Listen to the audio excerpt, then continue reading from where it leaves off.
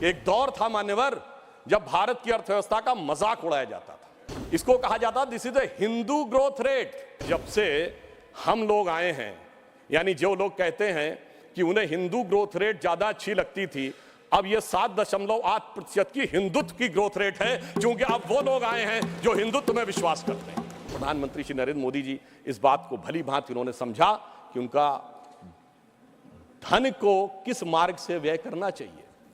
मैं कोट करता हूं, हमारे धर्मशास्त्रों में कहा गया है, धनात् धर्मः तथा सुखम। धन वही सुख का कारक होता है जो धर्म के मार्ग से व्यय होता है, यानी जो जिसका धर्म है उसको सही दिशा में, गरीब के लिए, विकास के लिए। मगर क्या बताएं मान्यवर, जो लोग धर्म के समूल नाश का संकल्प लेते हो, उनके लिए जो संपत्ति है वो भी विपत्ति बन जाती है और वो सुख कारक बनने के रास्ते पर नहीं चल पाती है।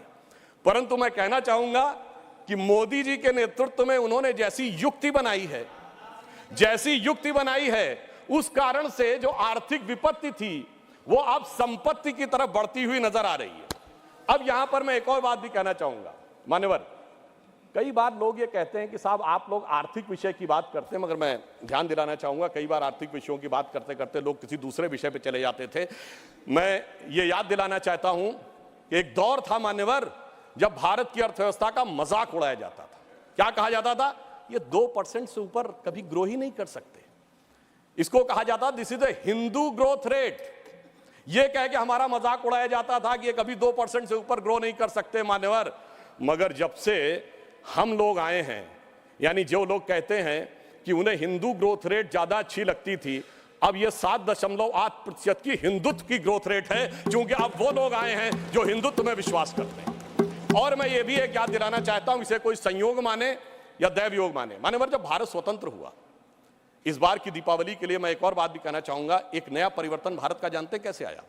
यह सब कुछ जनता के सहयोग, समर्थन और मोदी जी की युक्ति के साथ तो हो ही रहा है, एक नया स्वरूप भी भारत का उभर रहा है। वो क्या है? जब मान्यवर देश आजाद हुआ तो उस समय भारत की अर्थव्यवस्था पे ताला लगा हुआ था। हमारे तुरंत विपक्षी लोग कहते साहब कुछ था नहीं, बहुत कुछ हम कर नहीं सकते थे।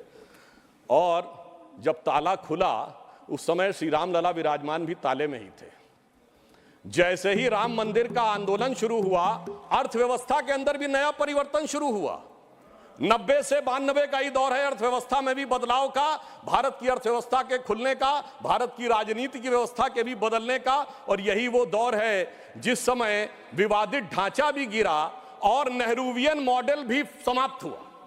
यानी अगर आप देखें तो वो दौर था जब फॉरेन एक्सचेंज रिजर्व भी 1 बिलियन पे था। परंतु मैं ये याद दिलाना चाहता हूं, कुछ लोग लगेगा ये तुलना है क्या, तो मैं ये भी याद दिलाना चाहता हूं, उसके बाद एक बड़ा दौर आया जब 2003-4 में, आप याद करिए, हम करंट अकाउंट सरप्लस कंट्री बने। 2003-4 के चौथे क्वार्टर में हम सबसे तेजी से बढ़ने वाली अर्थव्यवस्था हुई और इंडिया सक्सेस स्टोरी 2003-4 में कही जाने लगी। यही वो दौर था जब खुदाई हुई और 70 खंबे निकले थे, जहां से साबित हो गया था कि श्री राम लला विराजमान के पास ही वो मंदिर है। अब आप आइए साहब, उसके बाद 2019 में जब जजमेंट आया तो तब 1 बिलियन था, जब खंबे निकले तो फॉरेन एक्सचेंज रिजर्व 100 बिलियन था, अब मोदी जी के नेतृत्व में 500 बिलियन पहुंच गया। और इतना ही नहीं मान्यवर, अब जब राम मंदिर बनने जा रहा है तो हम 5वीं बड़ी अर्थव्यवस्था है, चौथे बड़े स्टॉक एक्सचेंज है, तीसरे बड़े ऑटोमोबाइल मैन्युफैक्चरर हैं, दूसरे बड़े मोबाइल के मैन्युफैक्चरर हैं, इंफ्रास्ट्रक्चर में इन्वेस्ट करने वाले हम नंबर 1 के देश हैं और चांद के छूते कोने को छूने वाले देश भी बन गए हैं। और अब अगर आप देखें तो हम G20 में सबसे ऊपर बढ़ते चले जा रहे हैं।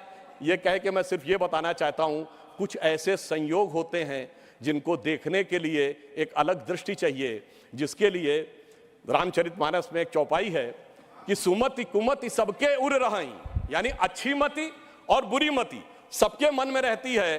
नाथ पुराण निगम यह कहीं, ये पुराण और उपनिषद ये बताते हैं। और जहां सुमति तहां संपत्ति नाना, जहां कुमति तहां विपत्ति निधाना। तो इसलिए जो जो हम धनात् धर्मात् तथा सुखम की दृष्टि के साथ संपत्ति बढ़ते गए, वहां इस देश में संपत्ति आती गई। On the lighter note and on the serious note मैं ये भी कहना चाहूंगा, हम सब चाहते हैं कि भारत वर्ल्ड की नंबर 1 की इकोनॉमी बने और मां लक्ष्मी की कृपा इस देश पे बनी रहे, पर मां लक्ष्मी भी कमल पर